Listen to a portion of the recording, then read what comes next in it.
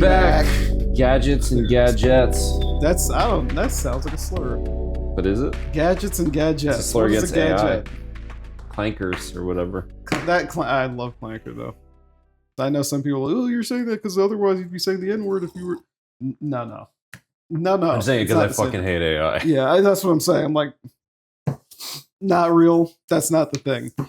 If you want to call a fucking clanker a clanker, I give you fucking full permission to. And if you've chosen to associate it with the N word, then you might have a problem yourself. But that's a different topic all the fucking together. You heard it here first, ladies and gentlemen. We all have the pass. No. That's not what I fucking said. Is this a fake box of tissues? Yeah, it's for the baby toy. Yeah. Okay. Welcome back to Memories. Yeah. We're here. We're talking about fucking video games. It's a fucking. I'm gonna be real with you. It's Saturday because doing it during the week has been a little weird lately. What's your fucking name? My name is Benjamin. What have I been playing? I don't know. Benjamin Roto to Benjamin. Roto? Oh yeah, I got you. And I am Geron of the Cosmos, Geron. Oh yeah, you've been playing that. Yeah. We've been there've been some fucking video games, and there's some video games on the way, and there's a dog in the room squeaking on a fucking toy, ruining everything. So Pedro, if you need to complain about anything this time, you know exactly what to complain about. Come beat the dog. Yeah, you can, and keep that in. Don't edit that out. All right. So what are we talking about first? I don't even know. I've been playing games. I finished Zaza, and then immediately fucking Dragon Quest 1 and 2 came out. Yeah. I finished Dragon Quest 1. Yeah, Dragon Quest 1 should be finished in a heartbeat, honestly. The original.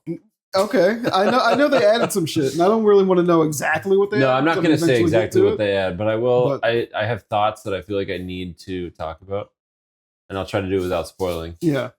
But you played the original, right? Of course, I played the shit out of the original one. Yeah, I have it on my phone. You played 1, 2, and 3, right? I played 1, 2, 3, 4. Most of 5. You played most of 5? Not most of 5. Let me back up. Some of 5. Definitely not most of 5. Okay, 5's kind of long. Yeah. I don't know why I said most of 5 at all. And I almost intend to restart it because it was a while ago that I started it. Yeah, I kind of want to play the PS2 version. That'd be what I like is just HD2D. Yeah. I wonder if they're going to do that for 4, 5, and 6. Yeah, they could. I mean, it'd be kind of weird. Here's why it'd be weird. Go ahead. With the HD remix, they all have a fixed camera. Yeah. And I think I know why they have a fixed camera. Yeah. It's because it's based on the Octopath engine and it's Unreal. Yeah. And I imagine, like, the games run fine. Yeah. But, like, Switch 2 has a, like, graphical performance and like quality mode. And quality mode.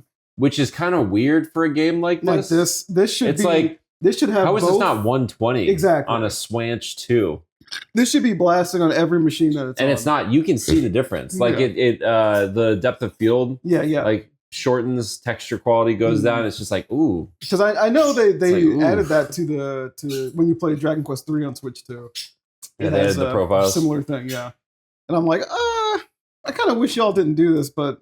I think I just left it in quality mode because like I think it's just Unreal, dude. Yeah, Unreal is just hurting people. And something about Unreal just sucking. There's something fucked up about Unreal. Yeah, like it's sucking down resources and like the fact that so few people can like triple A motherfucking studios can't get the shit running on reasonable hardware is of concern. Yeah, I mean it's a known thing that PC versions of Unreal Engine games all have shaders that are they're all fucked up. Yeah, I don't know why it's like that.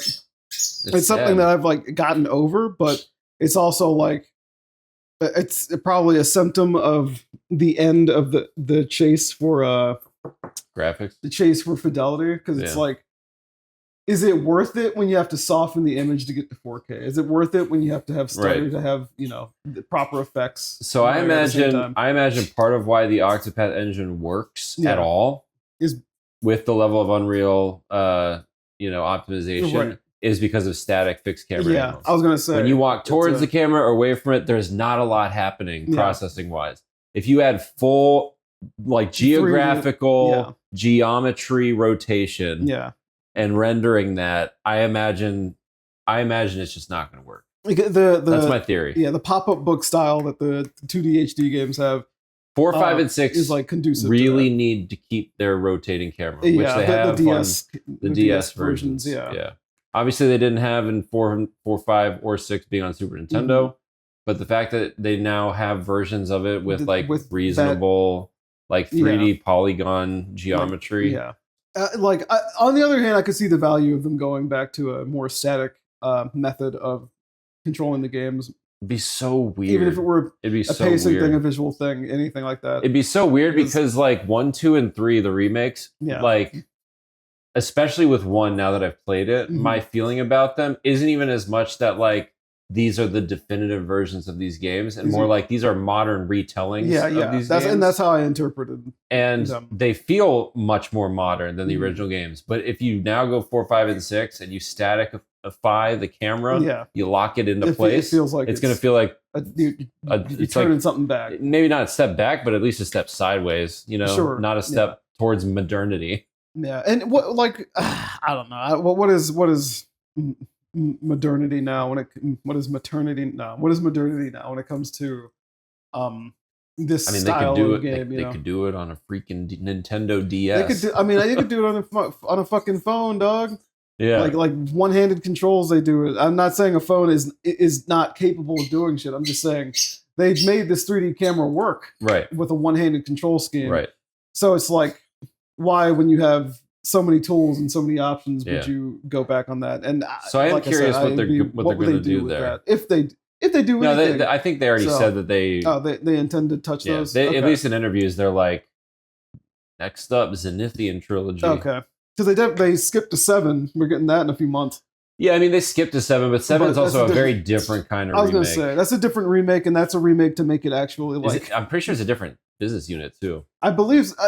I feel like every time Dragon Quest 7 comes out, it's a different remake. Because it's a behemoth of a game. Yeah, it's a huge game. They cut and trim some parts and extend other parts. Yeah, I'm excited for 7. It's obviously a different business unit because it's coming out in like February. Right. So shortly after 1 and 2, especially with the way it looks and all that, it can't be. Yeah. It has to have been in development since before.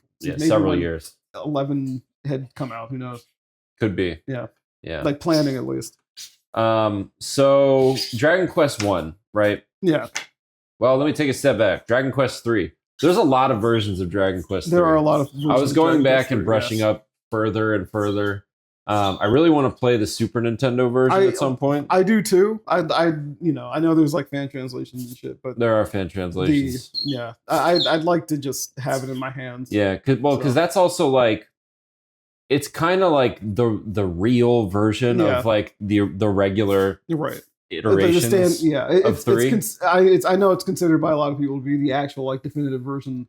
Yeah, because it's like they had the NES version. Yeah, the Super Nintendo version was just like a whole remake. Right. They were like, we're going to do it the way that we actually like wanted to make this game, right? Like a proper remake, definitively. No reason to go back to the NES version. This fucking thing. Then they came out with the Game Boy Color version, which was a port to make it handheld, right? Probably a lesser version of the game. There was cut content, cut side quests, all sorts of stuff, right?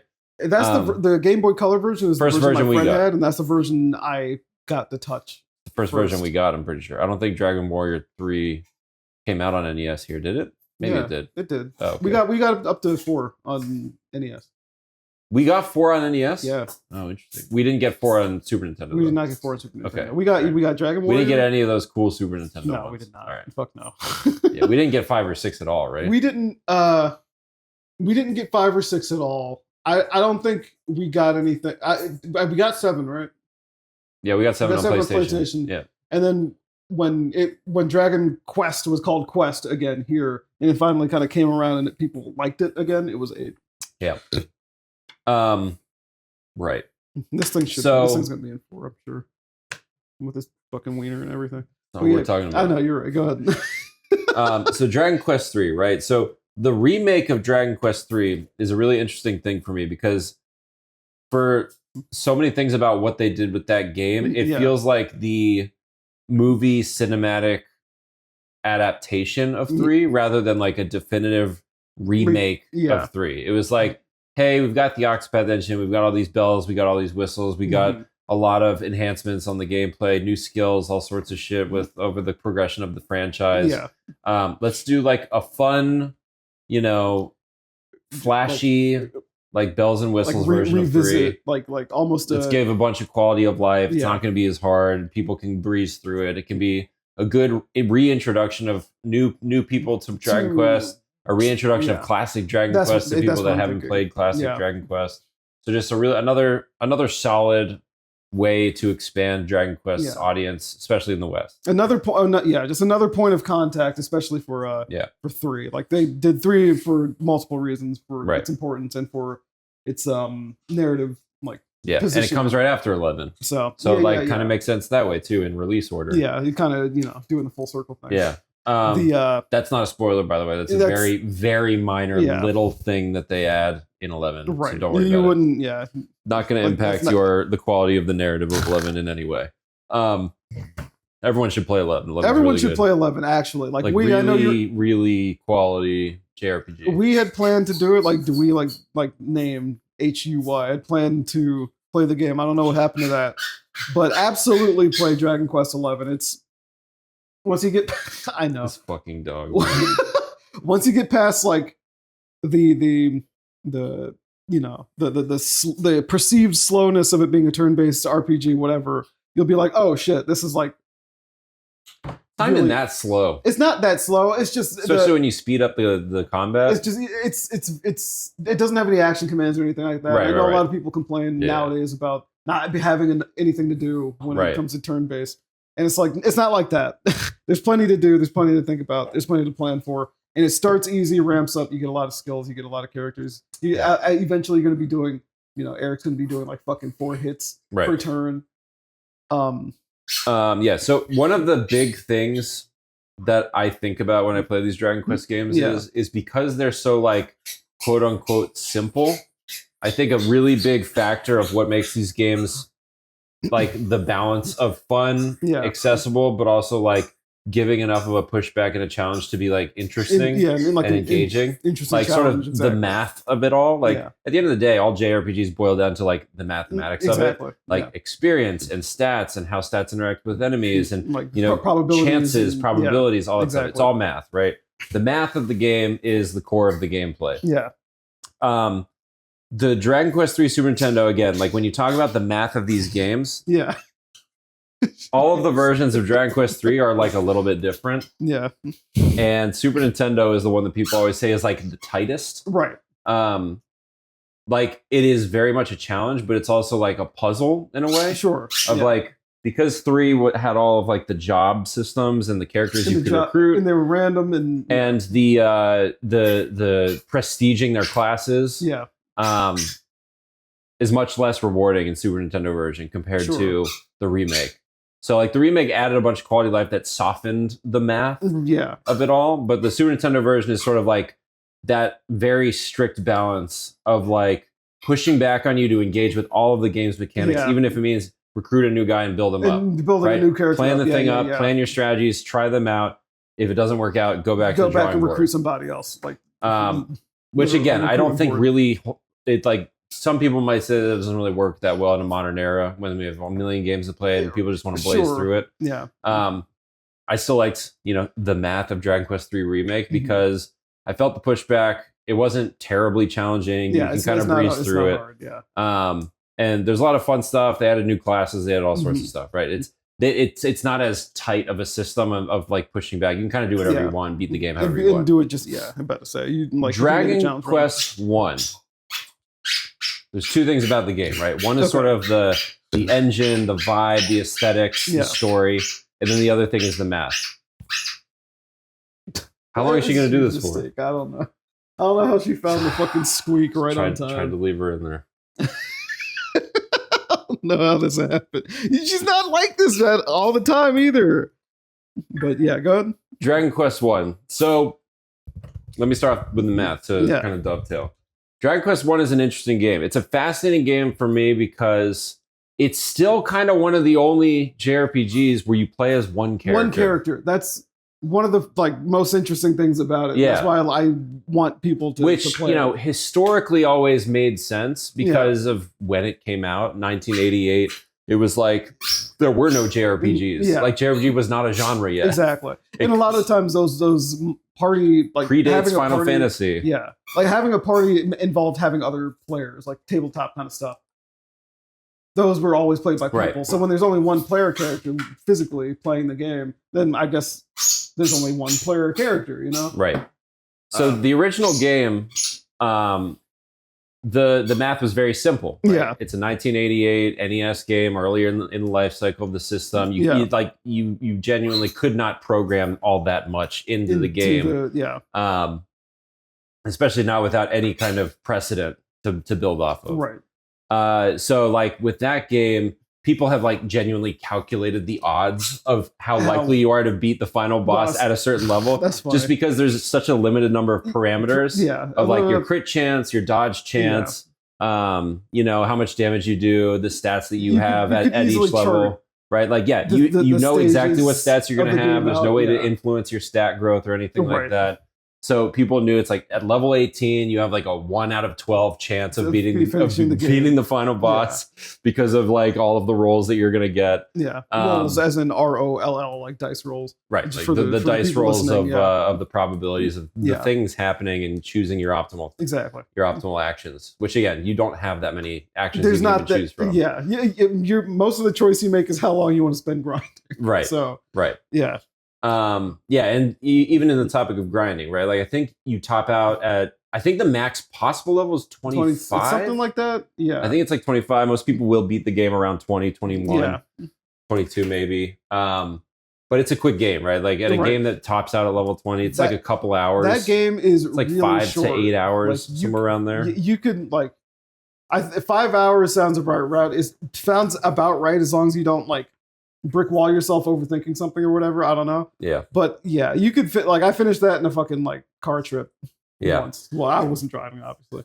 But so the HD remake, obviously I was very curious to see what they were going to do with that, right? Yeah. They packaged it together with Dragon Quest 2. Yeah. They just like acknowledging just like it was on Game Boy Color. Game Boy Color and it was on like that it was like that on Super Nintendo, Super Famicom. Right, the Super Famicom remakes. Yeah.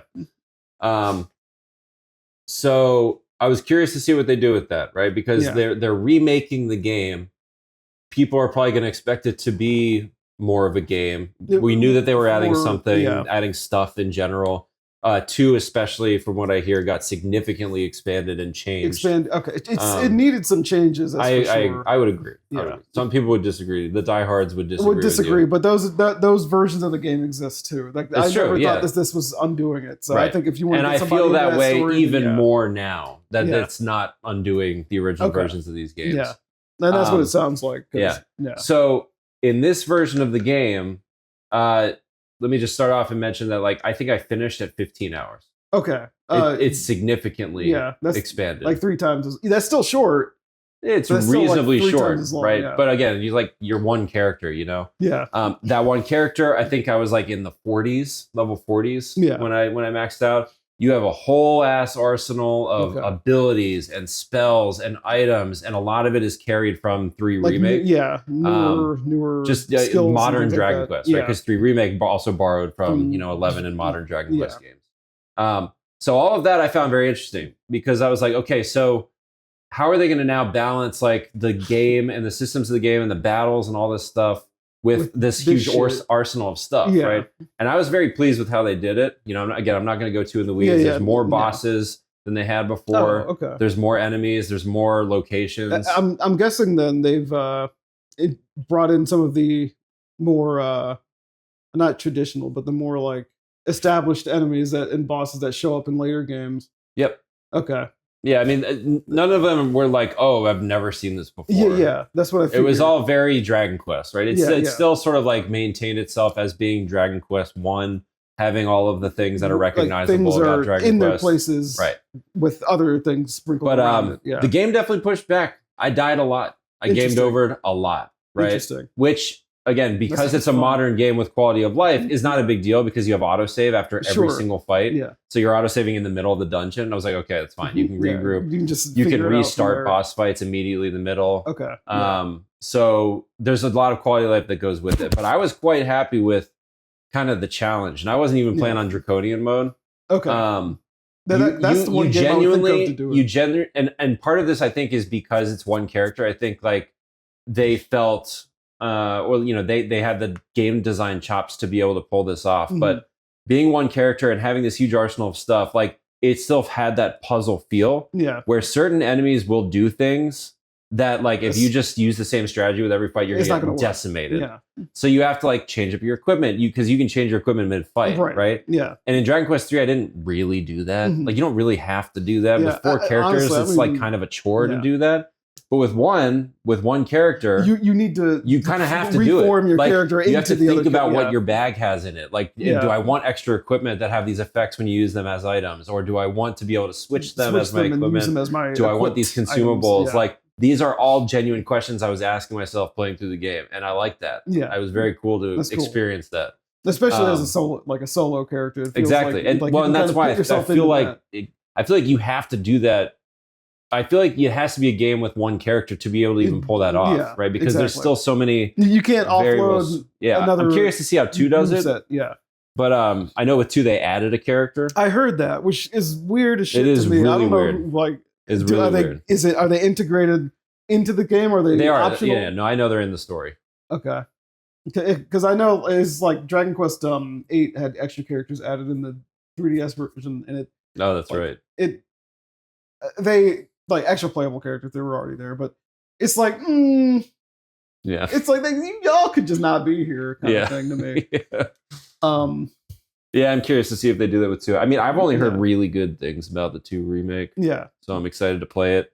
I heard mixed things about the 1 remake, and I think I liked it more than what I saw. What people were saying about it? I think people are still like kind of turned off to turn-based games, like you mentioned, and turned off to kind of like old style of dungeons and stuff like that. The weird, not weirdness, but the first of its kind sort of thing going on with Dragon Quest, remade or otherwise, I'm sure would be like, there's there's something missing here, especially in the same year that like Expedition 33 came out and everyone loved that.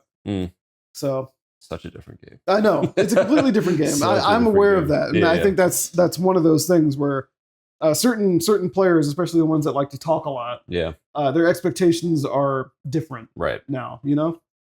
But yeah, game was really cool. It was really interesting that way. Again, like I feel mixed about it because it's like they borrowed so much from 3 that if I didn't know the titles of these games, I would be like, oh, this is Dragon Quest 3-2. Yeah. Like Final Fantasy 10-2 or 13-2. Fair. And that also shows up narratively, right? Narratively, there's so much winking and like referencing to like the game you probably just played. Yeah. That it's like, okay, I get it. You know what I mean? Like it's almost over the top. It's over the top. It's like, hey, how much it's Dragon Quest 3? It's like, hey, do you remember this character? Do you remember this character? Do you remember this place? Remember doing this? Remember that? And I'm just like, okay. Like, they really wanted to make sure they were like so I think that actually is something I didn't quite love, just because I feel like it lost its identity of being its own game. Because part of what I like so much about the Dragon Quest games is they all have this connective glue, but they have such distinct identities. They're even themes, identities, mechanics, like everything. Like the two first trilogies, especially. Like the first one kind of tries to hits you with a surprise in it, right? That you're in the same like. Oh my fucking lord! Shut the fuck up, Siri. Shut the fuck up. Mute yourself.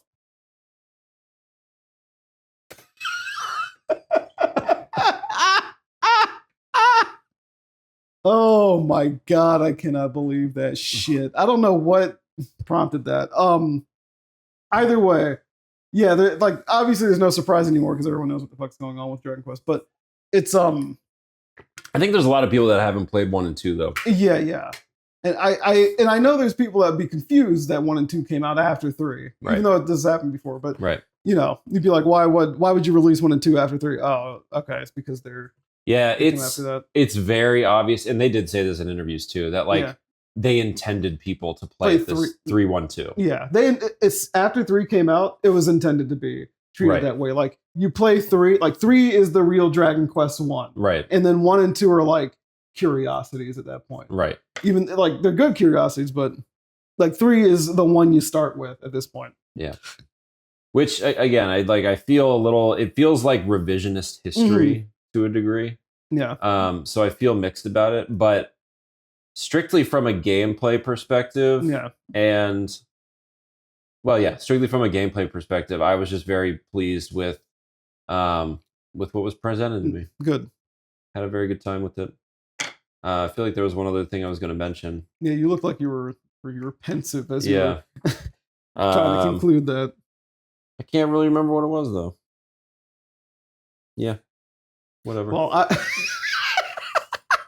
and that's how you do a podcast. Yeah, whatever.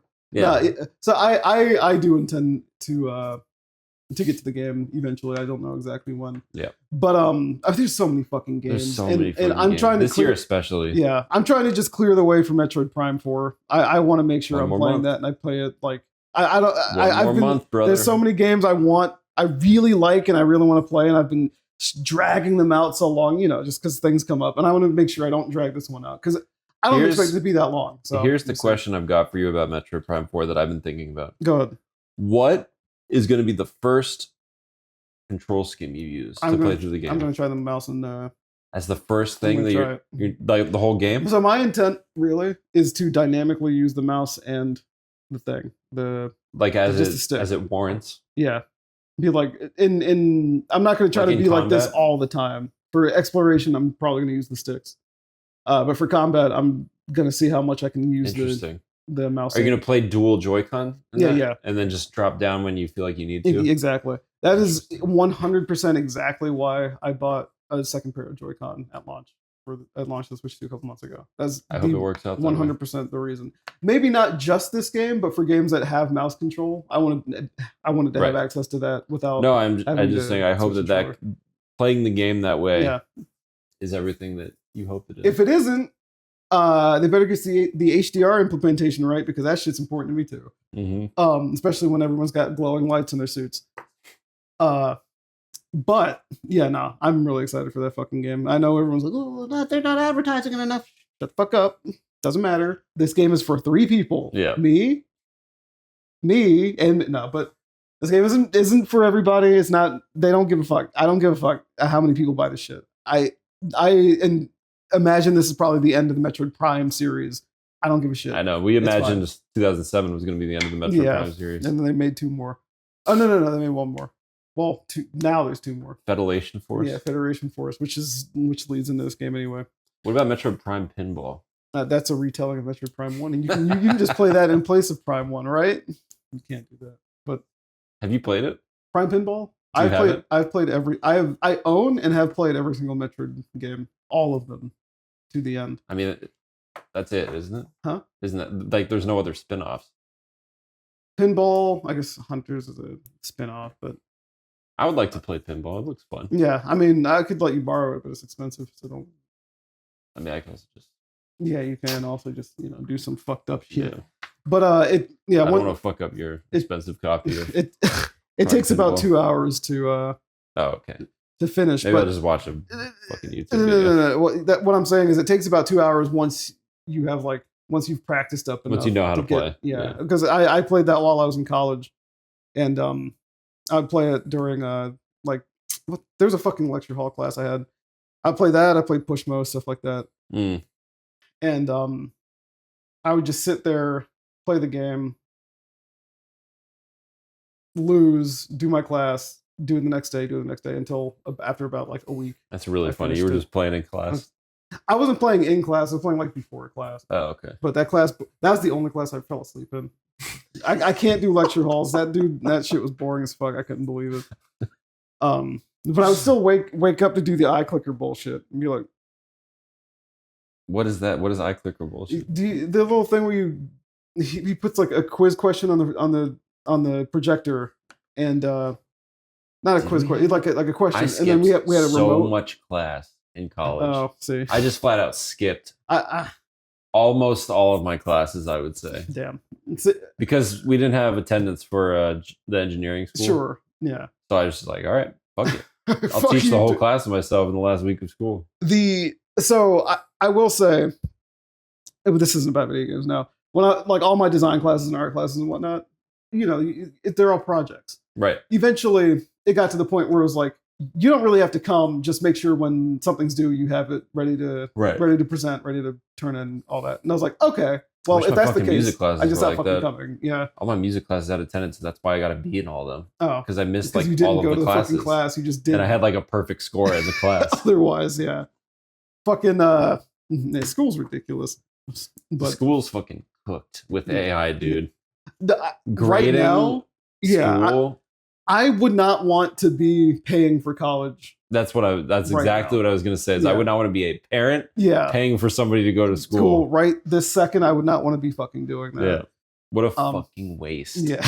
Like literally just, I don't know, man. I would want to audit like one of these classes just to know how they're being taught and be like, oh, this is what's going on. Okay, let me just repeat this at home. Which is a shame because like the way that I learned and the way that I got through university, ChatGPT would have been extremely helpful, not to like cheat and like answer the questions for me, but because with engineering, it's really hard to look up specific questions that you might have about how things work. Yeah. Like with fluid dynamics, you would have the textbook and then you would have like whatever random papers you could find online, but you couldn't be like, why is this way when this happens, right? Like you can't ask specific questions. So being able to use ChatGPT to like actually learn how something works and learn the things that you're supposed to be learning. Yeah. I feel like there's a lot of value there, but right now it's just like they just skip that step. It's just they skip the step and they don't learn anything. Yeah. They skip to the part where they're like, oh, this is the answer, and then they don't learn it. They just repeat it. Right. But in regard off topic, super off topic, but that's where we're at with that. That's how it is. So speaking of games that we've been playing, I bought Once Upon a Katamari last week. Nice. I'm having a lot of fun with it. How does it compare? To which? All of them. To all of them. It's more complicated than the first game. Interesting. It's got like a task structure. Like the first game is very much just you make Katamari bigger, or then sometimes you like pick up a certain item. Or like a special item. This game has that, but it's structured in a way where people in a bunch of different like eras of time are asking you for things. And so there's some where you are just making your Katamari bigger, but then there's others where it's like this kid. A lot of cartons. Well, it's more like this kid needs to be big so he can fit this suit of armor. So you're rolling this kid up, and you're feeding him. He's just getting fatter and fatter. The food's disappearing around him, but you see this little fat kid, and you're moving around, and things happen. The suit of armor moves to different places, and then you roll him into it at the end of it. And that like evolves into his brother that needs to do it, and then their elder is like, "What the fuck? These kids can't be doing this. I got to get fatter than they are." And it's pretty funny. I was like, "Oh, okay, that's funny as shit." But then they'll ask you to do it in a certain amount of time. They'll ask you to do it they'll ask you to get a certain amount of items. There's three little challenges for how many items you pick up now, but you can't do that in the first run. There are 3 crowns in every mission, and they want you to get the crowns. You can't, like there's a certain crown threshold you have to get to progress sometimes. Interesting. And I'm trying to be like ahead of the crowns, which means that I do a lot of the levels multiple times. Not because it's fun to do them, don't get me wrong. But it's like in the first game, I would do that because I wanted to, but here I'm doing it because I like need to. And there's a certain bit of like grind to it in that regard, which is fine. Just kind of just how games are made now. And if they wanted to add depth to it, I get it. The game still has a budget price. Like $20? Where Katamari, the first game came out at $20 when games normally were $50. Games $40 when games are now $70. I see. Though there's a little trick. This game is actually $60 because the music from the other games that you can get, that's right. You have to buy it as a DLC. Bundle. It's $40 to get it. It's $30 to get the DLC by itself. What? It's $20 to get them individually. But if you get it as a bundle, you get. Is the music really worth the money? I don't know why it's so much. It's like the music is great from all those other Katamari games. The music's great, and it's like it would be great to have it in there as an option to kind of because you can set up that's stuff that shuffle. Whack. but it's like I wonder if it's some kind of weird licensing thing where like that's where a lot of the money would go. I guess because like this game, the new music is good, and I'm here for the new stuff. I'm just here for the new stuff. I didn't buy the DLC, but at the same time, it'd be nice to just pocket or some shit. You know what I mean? Yeah. Like while I'm playing. But regardless, I'm playing it on my Switch and my Switch 2, and the Switch version runs at 30 FPS, but funniest thing about it, in my opinion, and like in the way it performs, right, is that it runs in a way that's more reminiscent of those PS2 games. That's so it funny. Actually feels like it fits. Feels authentic. It feels authentic. Whereas the other versions run at 60, which is great. Like that's great. I have Katamari Reroll on a PC, and that runs at 60. Granted, the no, that's backward. Oh no. That game doesn't run at 60. That game runs at 30 FPS standard, and the little prints that shows you like what kind of position you're in, like if you're underwater and all that, he runs at your native refresh rate. Weird. And I remember limiting that to like deliberately limiting that when I was using an NVIDIA card to 30, so it all just looked correct. Yeah. But so I feel like 30 FPS, especially because they revealed this in a Nintendo Direct and everything. I think there's something with they wanted it. This is the authentic version, and the other ones are just as good, if not better, because this is the base version. Right. Yeah. No, it controls fine. It controls just the way you remember. You get stuck on shit the same way you would in the other games. It's built in Unity, like the other like the remakes of the first game and Reroll were not Reroll. Reroll's the first game, right? Yeah, it's like the remakes of the first game and We Love Katamari, which is the second game. And there's I think despite this task thing, the eras that you go to means there are a lot of environments to roll around in. Like you usually kind of come back to Edo, Japan, and there's like a little town. There's a house. There's a fucking like graveyard where you have to roll up a bunch of yokai. It's cool, and it's a completely different area. It's not like somewhere you can get to. with that. But there are the big areas where it's like you start really small and you get to the point where you're rolling up, whirlwinds and shit. I think the game is a lot of fun. It has online, like a competitive online mode that I've touched once, and I was like, "Why? I won't play this. This is not what I'm cutting this game for." But yeah, there's a lot of customization items. There's a lot of little things going on, and I think it's very nice that it's a brand new game. Right. It's not like another right? remake. So what? It's been a while. It's been since the PS3, I think. Oh shit! That there was a brand new Katamari game. I think Katamari Forever might have been the last and even then that game reused a lot of stuff anyway. Right. So yeah, it's I feel very nice getting a new Katamari game, and there's kind of a nice little meta what's it called situation where in 2004 when Katamari Damacy came out, then Metroid Prime 4 Metroid Prime 2 came out, then Resident Evil 4 came out. So we get Katamari, Once Upon a Katamari comes out, Metroid Prime 4 comes out, and Resident Evil 9 comes out. So I'm like, okay, at least that informs me that these games are going to be good because I'm not superstitious, am I? I'm kidding. But there's a lot of good video games. A lot of good shit coming out. And fucking Vampire Survivors DLC update came out. I know. I need to touch that too. I just bought the DLC I didn't have. Yeah. I'm just like fucking. I mean, it's like $1. Yeah, exactly. It's been nice playing it on Switch too because it has the amount of crashes is lower. Sometimes when you're playing it on a Switch Lite, the fucking I'm just terrified that a crash is going to take my run from me. It doesn't happen that often, but it's been more than once, I'll just say. I'm surprised it crashes though. Yeah, I feel like he's designed it in a way where it'll just skip frames or something. It does, but it'll still calculate. Yeah, it skips the cycles to display it, but it's still doing the calculations. And I think the thing is, this version is the port is handled by another person, and it's not I think he's unskilled or something like that. I just think they're working with trying to keep up with the kind of content coming out in the first place. Just a constant onslaught of. And they just introduced online multiplayer in cloud service with their account. I do want to try that. We should try that. Not right here, obviously, because I don't have my Switch on me. But you're also it wouldn't be online. It wouldn't be online, but regardless, the yeah. So there's been a lot of stuff coming out, a lot of stuff that I want to play that I haven't gotten to yet. Hyrule Warriors just came out, and I hear it runs fucking great. Frame rates, yeah, like it. Apparently, like doesn't it just run? Define great. The Digital Foundry like, video. I don't know about the digital. And people are like, video. This is unacceptable. This is completely ridiculous. How's it run? Like, just tell me. Just give me. It runs. It tries to hit 60. Sure. It does not hit 1080p. It doesn't hit 1080p. It doesn't hit 1080p. That's funny as shit. Yeah. Not even in. Not even in docked. Okay. It's so I think it's 900.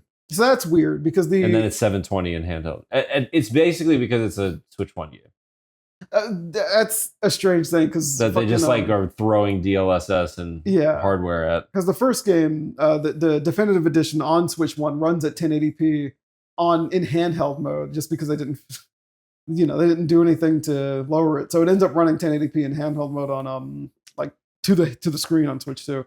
But one way or the other, I'm gonna play this game eventually. I really don't care that much about that kind of shit. Considering I played Age of Calamity and I had no issue. Yeah, exactly. In general. I didn't really. I thought it was fine. Yeah. I thought Age of Calamity was fine. Something about seeing the chunkiness makes me feel like it's kind of like a Vampire Survivor thing. Exactly. It almost adds an element of like this is how many things. Yeah, this is how much shit you're fucking up right now. It's like of all the games, those are the games that I feel like almost like kind of make sense. To chunk out. And I really like nice frame rates, but I'm also pretty pretty forgiving of them nowadays. Right. As long as it's relatively consistent. Yeah. I'm pretty happy. Like tries to hit 60 FPS in all modes except for cutscenes, which are 30. Okay, fine. Docked resolution is 720 to 900. Handheld is 468 to 648. No anti-aliasing. Some shadows and very low reflections. No DLSS. FSR 1.0 is used instead. The Koei Tecmo was just using whatever they already had. They were just slapping the label on it and shipping it out. That's weird. But at the same time, the game's probably still fun. I know, like, technology. Yes, I know that. I'm sure it's fun. I think after Age of Calamity, I'm gonna sit this one out because I played. I think I 100%ed it. Other than the DLC, I didn't touch the DLC. I didn't do the DLC. Yeah. When I was done, I was just like, I don't know. I was like, I feel whelmed. I don't really feel satisfied, but I'm like, it was all right. I think it was all right because they focus on one game, like one set of characters. It'll never be like Hyrule Warriors, the original game. I go back and reinstall that sometimes just to play like 2 maps and then uninstall it. Yeah. And it's like I get my kick. You know what I mean? It's like that's enough. Yeah. It's like having this like massive roster of characters because the gameplay is like it's skin deep. You know what I mean? it's like a very light strategy gameplay. Right. Which I think people kind of miss. Very light. But it's very light. It's mostly just like Age of Calamity. I did respect the additional layer of depth that they added to the combat. But at the end of the day, it's like it's still a Warriors game. It's gonna get stale. It's gonna get stale. It always gets stale. And the only way it doesn't get stale is by having a massive cast of characters. And you gotta take breaks. Like you gotta. But to get all the content in the original Hyrule Warriors, you can't take breaks. So it's like you just gotta play it when you're ready to play it. But yeah, so it's also like the story element. Like I feel like they invest so much into the story for Age of Calamity and Age of Imprisonment. Yeah, and it's just so nothing at the end of the day. The story in Age of Calamity is definitely a fucking like they lied about that. Yeah, they always like is this canon or like just give me like the goofy fucking gender swap Linkle timeline and I'm good. You know, like just give me the goofy shit. Like, and just lean in on the goof. Yeah. But what else have we been we're about to touch the Kirby Air Riders thing. We're about to touch the Kirby Air Riders. Yeah. I want to play Ninja Gaiden 4 too. Fuck. Shit. I don't have it yet. But the Kirby Air Riders is Kirby Air Ride, I'll tell you that. It's still it's still the same. Yeah, I actually think when you go to try it, I recommend you use the GameCube controller. Interesting. The button labels and everything will be accurate and everything. Like that is definitely it's very much an A button game. Yeah, him and his A button games. Yeah. But what can I think of? Marvel Cosmic Invasion comes out December 1st. Shit. Fuck, because I want to play that with people because it's fucking crossplay. So it doesn't matter. Oh my god, dude! Octopath Traveler 0 comes out the same day as Prime 4. That's sicko shit. Oh, GTA got delayed. Yeah, GTA got hard delayed, and I know you were clowning on me for GTA is going to get delayed to 2027. You heard it here first. At this point, I will roll with that. I can't believe I'll almost be 40 when this fucking game comes out. But GTA 6, I think, is going to be $200. I don't think it's going to be $200. But that whole $100 thing, where it would have been $100 if it came out this year. When it comes out in 2028, it's going to be $200. I think that game is going to. I know Rockstar games get delayed. I'm starting to think the further this one goes, the more like concerned I am for it. Because like by the time those come out, the PS5 and the Xbox will be at Series the end X, of their life cycle. They'll be, if it comes out on time next year, they'll be 6 years old already. Yeah, pushing 7. Yeah, and like consider the PS2 got a GTA the year after it came out, the next year, and then 2 years after that. I know, dude. Like I don't know if big games are killing us. If these games come out, are they gonna run at 60 like people want them to? Probably not. Are they gonna? I can tell you one thing for sure. Regardless of if it's like exactly as they designed it, yeah, it's going to be a massive disappointment. Disappointment. That's funny. I know it's going to sell millions and millions of copies. It's going to be the best-selling game of the 2020s. But it's going to be a huge disappointment. I think it's going to be the only way to make a successful AAA game now, truly successful, is to do the fucking No Man's Sky, Mario Kart 8 thing of like keep adding to it. Stretch it. Just keep adding as far as you can. You release the frame of the game. Yeah. You release the foundation of it, and then you change what people don't like. You know? Yeah. you change what people don't like, and then you just keep fucking shoving shit in there. Until Vampire Survivors. Say, Vampire Survivors strategy. Yeah. They kind of did that with 5, but they did it with the online mode. Yeah. And the further they stretch that out, the more difficult it's going to be to recover it with a new version of it if they intend to do so. I don't think they're going to. Which they could just leave it as it is and have that be the have GTA I feel like Online be its own no thing. world where they can carry forward the existing GTA Online. But taking that away from so many people, I don't think they're going to take it away. I think it's still going to exist. Yeah, it's going to be there. Yeah, for 5. That's what I'm saying. Like, do they do a new one for 6 or not? Probably. Because if they do it for a new one for 6, I mean, of course, people are going to be like, "Oh, finally, a new thing to move over to." But then there's going to be the people that have invested so much into it, like role playing and all that kind of shit. Yeah, the hype is too big. Yeah, people are going to look at it and be like, the foliage is not as shadowy as it was in 5. Dog, what's going on? It took them 15 years to make this game, and it's got less leaves on the shrubs. Less leaves. Less leaves. I think people are. When I shoot the mulch, I don't see the mulch fly out like I did in 5. I do think a lot of people put too much under a microscope when it comes to these things, and I think graphical fidelity got to a point where, like, we are kind of. I don't think it helps the fact that like the only like materials they've marketed is like, look at the sweat on the glass, look at the thumbprints on the strip pole, how much different could the gameplay possibly be when GTA 5 was kind of had a lot of stuff going on? You know what I mean? Yeah, I mean, 5 felt like the natural conclusion of the Grand Theft Auto franchise. Exactly. like they did all the things. They had all the ideas, and they did them all. And they all execute. That game was packed with. There's an actual golf game. Yeah, so play many tennis and shit. There's so many just things. so many things. That was the Western Yakuza. Yeah. Of our time. Yeah. Except it was one game, and they did it. Okay, I know what you mean.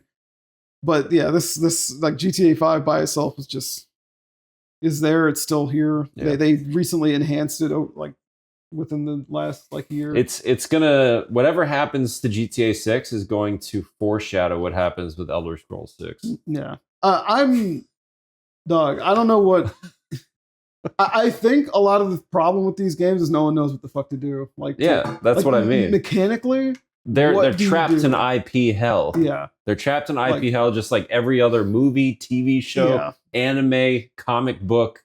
They're all in the same problem, which is we can't change the things that everybody has invested their emotional their entire personality into. People think they are these things. Like if they do something different, they're gonna get fucking excoriated. If they do something the same, everyone's gonna get fucking excoriated. Yeah. They're gonna get fucking tar and feathered. And the only people that have the fucking balls to do something different are the people that are the psycho auteurs, or the people that just don't give a shit. People that can do it and don't care if it kills them. Right. Like I literally mean they can spend years on something, people don't fucking like it, or it's whatever, and they live on the street for the rest of their lives. Yeah. They are okay with that possibility, which is not which is a freak auteur. Yeah. Which is like Hideo Kojima. Yeah. I mean, like he does whatever the fuck he wants, and if it means he has to like sell off his company and do something different, he'll do it. He'll put it on the line for a vision. I mean, again, I hate to shill Nintendo over and over in terms of the way they run their company, but like they kind of do that too. But it's because they have so much money in the bank. Like it's one of those things. What they do with their greed is they give their employees like buffer. Yeah. So that it doesn't put them on the street and kill them. Right. Exactly. So it doesn't literally take food out of them. So they can do something different and piss people off and potentially not sell very well, like Metroid Prime 4. Right. Like Prime 4, they can make a Metroid game. They can make all 4 Xenoblade games, and none of them will crack 1 million units sold, and they'll still do it. Like, what's it called? The Retro Studios, speaking of Metroid, hasn't made a new game since 2014. They made Metroid Prime Remastered. That was a remaster. They made Tropical Freeze on Switch. That's a re-release. Whoever's working there, whoever's doing anything there, has literally been toiling away on old shit or a new game that got delayed in 2019. Right. After being announced in 2017. But I thought they weren't even working on it. They weren't working on it initially. So it's like, what were they doing then? Because they couldn't have been doing nothing. Donkey Kong HD port. According to this, they were Metroid Prime Remastered was been worked on for a long time. Yeah. Before it came out. Yeah. So not that they were working up. Which means we're never going to get to. Yeah. We're never going to get to. That makes me sad. Like the only way we're going to get 2 and 3, I think, are just going to be like virtual console. Yeah. But I do think there's a lot of just to I know people love to say, oh, Nintendo Geron. I do think they have a good sense of holding back on certain things in order to let their like resist spending resources on making the game so that they have it for when something really doesn't go right, or they have it to spread among other projects so that not everything is in one basket. No, I agree with that. I agree with that. I think they're reasonable with their budgets. Yeah. Like, I mean, Pokemon, again, we saw the budget situation there. Very extreme example. I don't expect most of Nintendo to run its shop like that. Right. But I think they do keep that sort of like AA mentality. Yeah. And we're not going to staff fucking 5,000 people on one game for 15 years. Exactly. We're not going to cost $1 billion to make one game. Yeah. I think the reason why they make the money they do is because they don't spend it. Like, I think that's why Pokemon makes its money. I think that's why a lot of these companies that are like, they make so much money, why don't they do this and that? They make that much money because they don't do that. Right. Like, I just hope because the Rockstar situation with the unionizing and them firing people. No, they've been under crunch for years. It's like that's probably part of their rebellion against whatever the fuck is going on with this particular fucking game. Right. And it being delayed, it might have something to do with that. It might not necessarily, but it definitely is not outright unlinked from it. You know? So like, good luck with this fucking game. If you all are anticipating it, I hope it turns out to be good, and I hope it turns out great. But I hope it's the best. I'll see. I hope it's the best game of the year. Yeah, of whatever year it comes out. Whatever year it comes out. I don't know. I don't have any other specific thoughts right now. I fucked with HDR again today because I was afraid 3000 nits was too bright, and it wasn't. Yeah, you got the QLED. Yeah. Or whatever it is. I have a mini LED TV and it's bright as shit. Those slizzards all got crazy high nit count. Yeah. And I'm like, is this going to burn my eyes out? Because I was using Star Wars Outlaws to check again because I had time to sit down and do it. Funny. But,